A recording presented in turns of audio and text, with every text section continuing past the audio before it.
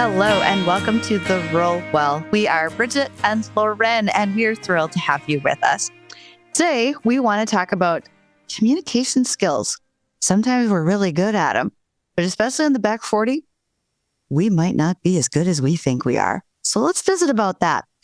We know you might be joining us if you're charging a battery, wrestling that sheep that needs to be sheared, or monitoring a bull's behavior in the pasture. We built this episode just for you. We know that the well-being of rural areas like yours should be kept in mind when we talk about our rural mental health and so much more. Lauren, what do we have to talk about today? Hey, Bridget. Welcome everyone to the show. It is, I guess I get really excited when we talk about communication. I don't know exactly why that is, but it feels like to me and a number of the people that I've worked with over the years that when you teach some of these skills, it's like, oh, wow, like it's game changer stuff. Okay. So I remember back when my husband and I first started farming, and we both thought it would be idyllic. I mean, we were going to kind of sing Mary Poppins and you know, farm together and how amazing it would be. And so we started farming together, and very quickly we got irritated with one another. You know, I had no idea there's two different ways to spread straw. There's two different ways to, you know, hold down an animal or ear tag an animal or feed hay or grain or scoop certain things. I mean, there just was a very different approach to it. I of course went with the approach that I was raised with, and my husband with the approach he was raised with. And so when we got to the table and we both had these different approaches, before you knew it, we were upset with one another. And so we got to the point where we kind of stopped actually spending time together in the barn. My husband would go out and do his work, which was, I don't want to say grunt work, but I can't think of a better, you know, he would be the one driving the tractor and spreading big bales of straw and moving the hay in. And, you know, when the corn was delivered, he would be taking care of that. And I would go out and do, you know, a little bit more on the nurturing side of things. I would do the ear tag and the recording and the immunizations and, you know, some of those pieces until, and it went on like that for a little bit until we realized we were both looking for the same thing.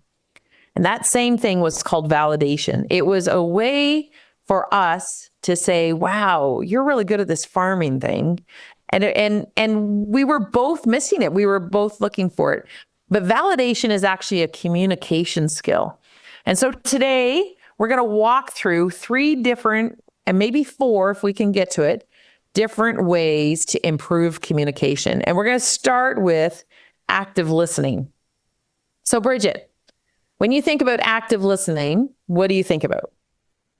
Okay, so as someone who actually minored in communication in college, sometimes I'm really good at this where I am focused, I am thinking, I am taking notes. And then there are other times, because I actually help host a radio show, there are other times where I know my partner's got this and they're doing the talking and I'm taking care of something else.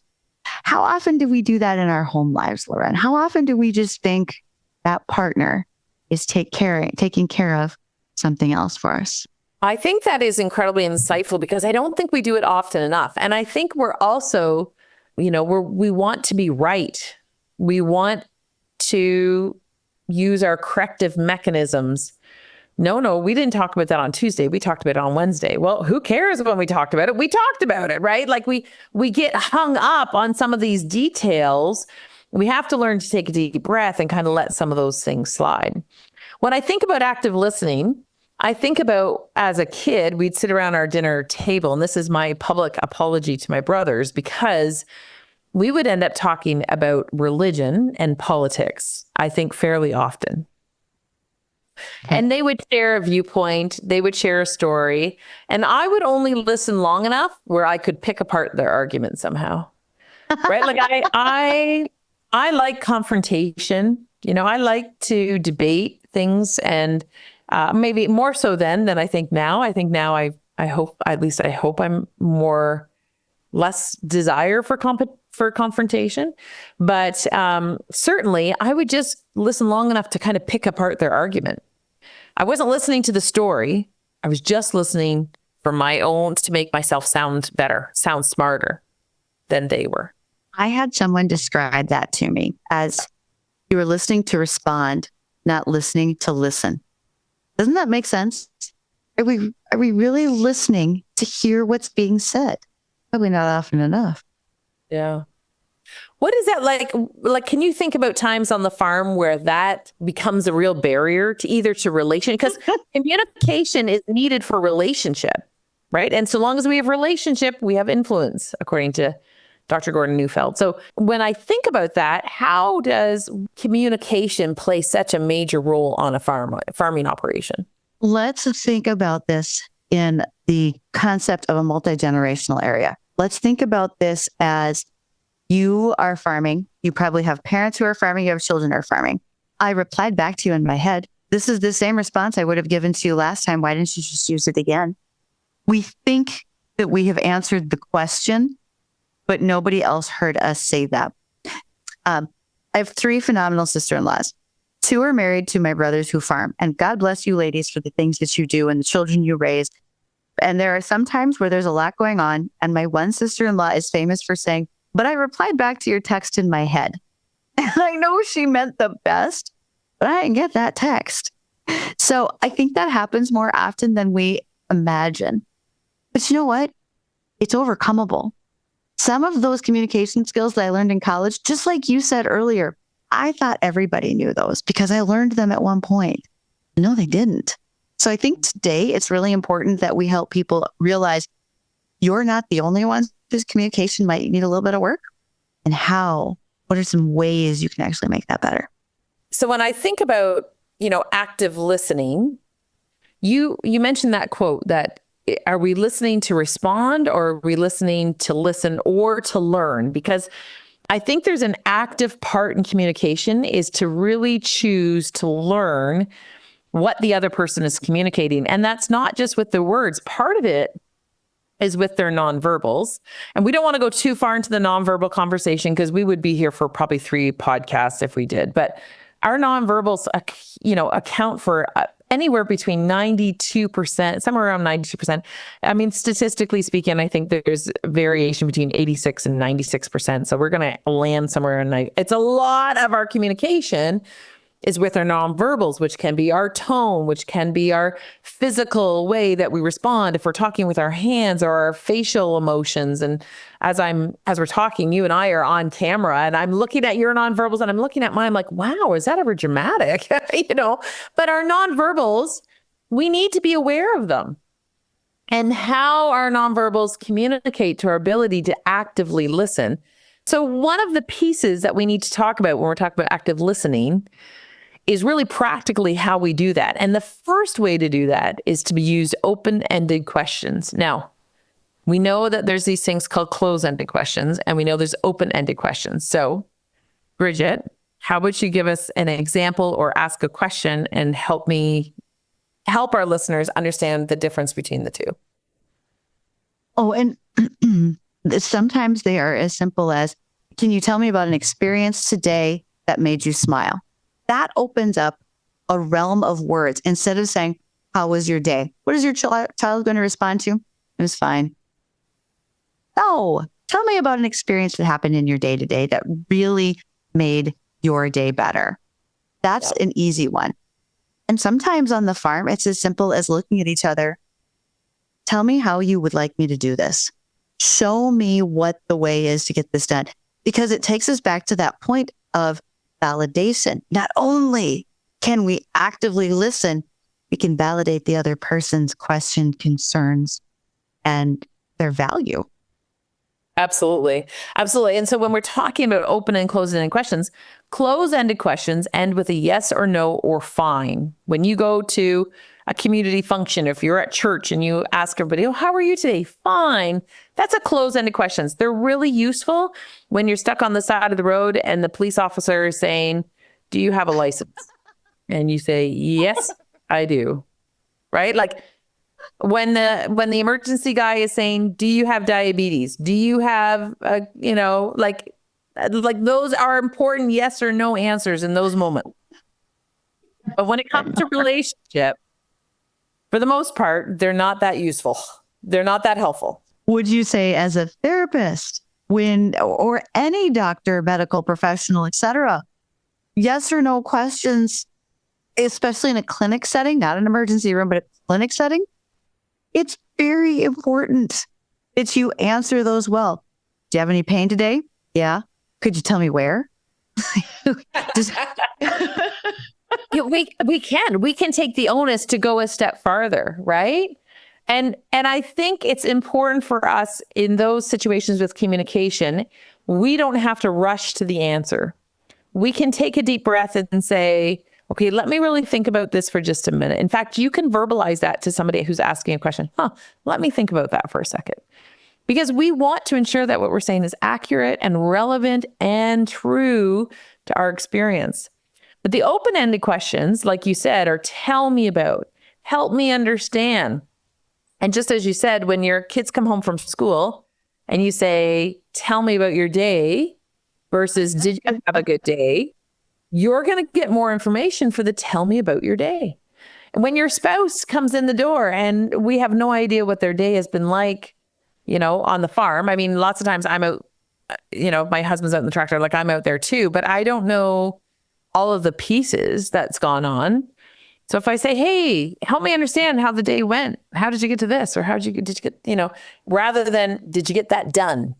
When you said, you ask your spouse, that's probably where some of our biggest hurdles in communication happen. And when you ask your spouse, how was your day? One thing that I have also learned, my spouse might not be ready to tell me about their day. If it was bad or overwhelming, and all I do is push for answers, that drives up their anxiety and that shutdown. They don't want to talk. So there's two things there. I have to recognize the nonverbal, but I also have to rely on my husband to look at me and say, I'm not ready to talk right now. Absolutely. And we need to be able to respect that boundary, right? We need to be able to understand it takes us time to process things. And for some of our spouses, it takes a little bit longer to process our day, depending on what went on. We need to give and be respectful of that freedom. Now, if your spouse is in danger, that's different, right? If your spouse, I've had situations before where a spouse will say, well, you know what?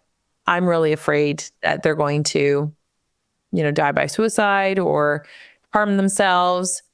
If your spouse is in danger, all bets are off. You need to call and get the support that's needed.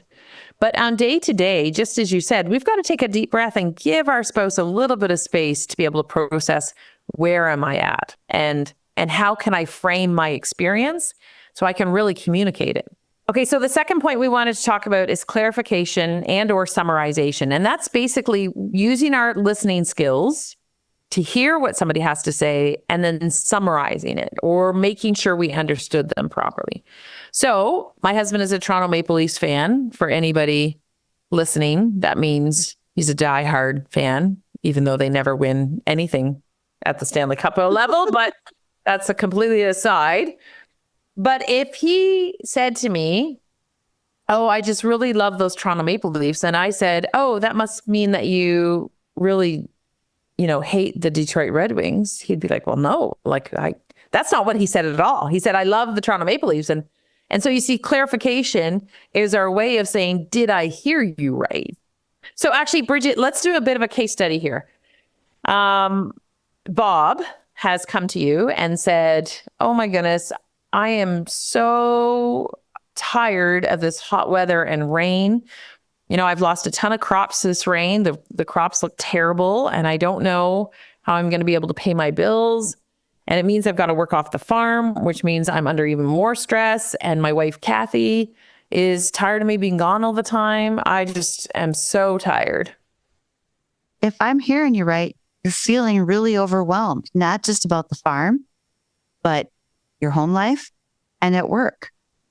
Can you tell me what that overwhelming feeling is doing to you today? How do you feel right now? Right. So that's a perfect example of using clarification, right? You're pulling together those threads and you use the word overwhelmed because clearly that's what he was saying, but you summarize it for him.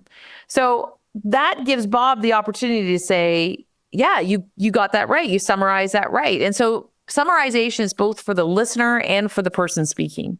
It's to say, did I get that right? And it's an opportunity for Bob in this case to clarify. And he could say, well, no, I don't feel overwhelmed. I just am really scared that my wife's going to get upset with me. Or so like, I'm sure that's not what the case is. I think Bob is overwhelmed, but it gives him an opportunity to kind of clarify. And the last skill is validation. And we've kind of hit pockets of it through this podcast because, Bridget, I would argue it's the most important communication skill known to mankind. I mean, if you wanted to put one tool in your tool belt, validation would be the one. It's the most important one, I heard you say. Is it the one we're the worst at? Yes, because we're so busy looking for validation ourselves, we're really slow to offer it to other people. And in fact, a few minutes ago, you and I were chatting and I said to my husband, hey, what are some other topics that men would really benefit for? The first words out of his mouth were validation. He said, so many men in our world are looking for validation. We're a little empty. I think a lot of the reason why men are looking for validation, which this leads us to a whole new episode, but I think one of the reasons they're looking for that is men were always tasked with the belief that you're a man, you can do this all, you're fine. No one needs to pat you on the back for it. When in all reality, they would just like to hear positive. Yeah. And in the example I gave, my husband was just, like I was also looking for it, but he was looking for me to say, wow, babe, you did this great. And so validation it's not just about being right. If I went outside and I looked up the sky and I saw a blue sky and you went out and looked up the sky and you saw a green sky, you have an opportunity. You can either say, Loren, you're blind. You need color glasses. Like you're crazy. Or you could say, wow, look at the colors. Isn't that amazing? See, the second one is validation. But we get stuck on the first one. We get stuck with saying, no, we're right. And we expect, and that being right, we think will give us what we're looking for, but it doesn't. It's validation that gives us what we're looking for. I hope and I think that others wrote those 3 notes down because they're worth remembering and using. Apply them to our lives so that we make sure that those are the things that we're doing. Yeah. And when we think about validation, it's a way of joining in with one another. It's actually a way of building relationship.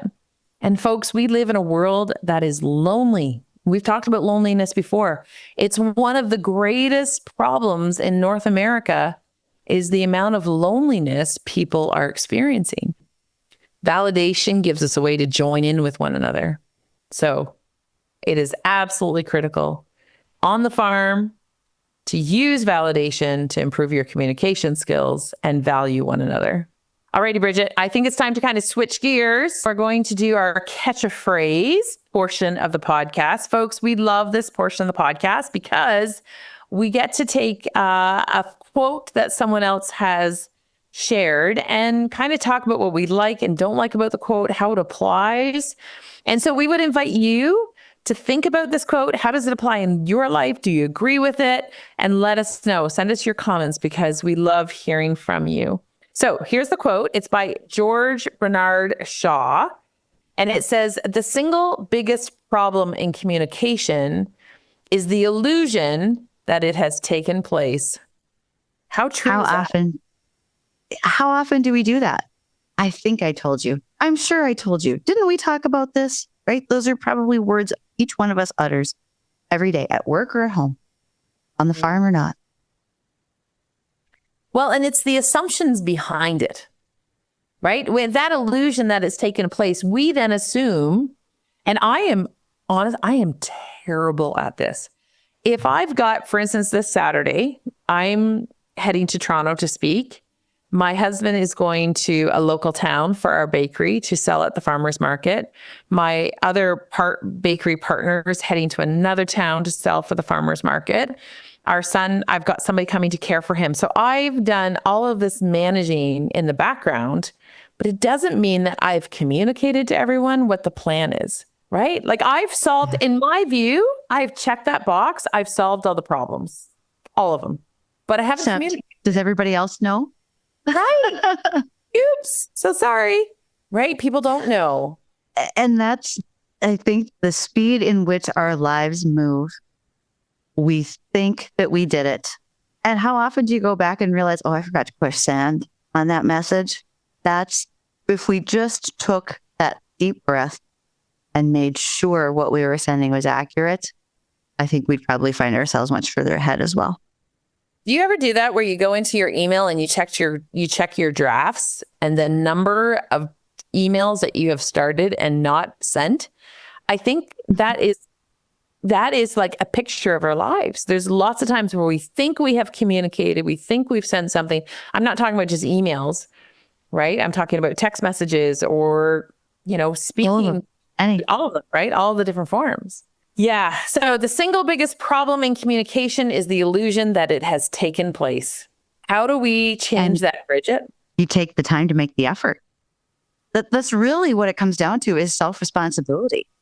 I had to be responsible to take a deep breath, to look at my messages and respond back, or answer the phone call, answer the question. We cannot over communicate enough when it comes to quality life and accomplishing the work that needs to be done on the back 40. Because if we don't get those things done, the wheels will fall off, literally, in some cases. So we have to just make the valiant effort to be better. I don't think there's really any other magic pill except effort. I agree with you. We do have to and we have to develop a system where that happens more readily. It might mean that you've got group chats that you're checking in with one another. The other thing that I would encourage people to do is to not get hung up on it. If you say to your spouse, well, I already told you, and your spouse says, no, you never told me. Don't enter into that back and forth of, yes, I did. No, you didn't. Yes, I did. No, I didn't. Nope. Let it go and just be like, okay, let's just move on. Let's communicate. Let's figure out a system together. Remember, your spouse is not the problem. The lack of communication was the problem. You want to team up with your spouse to solve the communication problem. And I couldn't agree more. We got to do this together as teamwork. Look for the solutions. Well, I always like to have something fun as we get towards the end of our chats. And into that, I have a real thinker of a question for us. So this one, because we both live in cold climates, I felt this was rather appropriate. What is the coldest you have ever been in your life? But on the alternative, what's the hottest that's ever been? Well, I'm really working on not complaining about the weather where we live. It's a work in progress. The coldest, we lived in a town called Red Lake, Ontario. And Red Lake would regularly be minus 50 Celsius. I have no idea what that is. But it's cold. That's awful is what that is. Cold. We lived in Winnipeg, Manitoba, which is known as like a very windy area, and it was cold. So certainly we've lived in the cold. Not, we're more north, but we've lived in the cold. And loved it. I loved that cold weather because it was a dry cold. So I would say, even though temperature-wise, Southern Ontario is not the coldest, it's the most uncomfortable cold because it's a very wet cold. So you feel like when you get a chill to your bones, you just feel like you're cold the whole day. And the only way is to take a hot bath. That's literally the only way to warm up, is with a hot bath. The hottest, I had the privilege when I was a kid to go to Guyana, South America, and that was hot, but it was a beautiful hot. It was in July. I don't remember it being, it was hot, but the humidity is what I find the most stifling. And for all our friends from, Florida, I don't know how you do it, because I was there. I don't know. I nearly died. In fact, we went on our last day, we were at a hotel and I was like, oh my goodness, they have a pool. It's going to be great. I'm so excited because I was finally going to get cold. And I jumped in the pool and I felt like I jumped into boiling water because the pool temperature was so hot. I jumped back out and I was like, that's worse than a hot tub at home. Like it just was so hot. So yeah, I think that's my hottest. I think if I had to pick cold, I remember being a kid going out to do chores after school in the winter in North Dakota. And we've had some cold winters, there's no doubt. But the thing that stands out to me now as I look back, our clothing wasn't very good. I don't understand how the pioneers made it when they didn't have things like Carhartt and Polar King that we have now. And I didn't have that as a kid. And I just remember thinking I couldn't put enough pairs of gloves together to keep my hands warm. As far as hot, I had a field event back in 2015 in July of that year. We were in an open field. We had one big tent and we had a day that was 97, 98 degrees. We had high humidity. And the caterer, I don't know how this happened. We talked about, weather, what to serve on those days.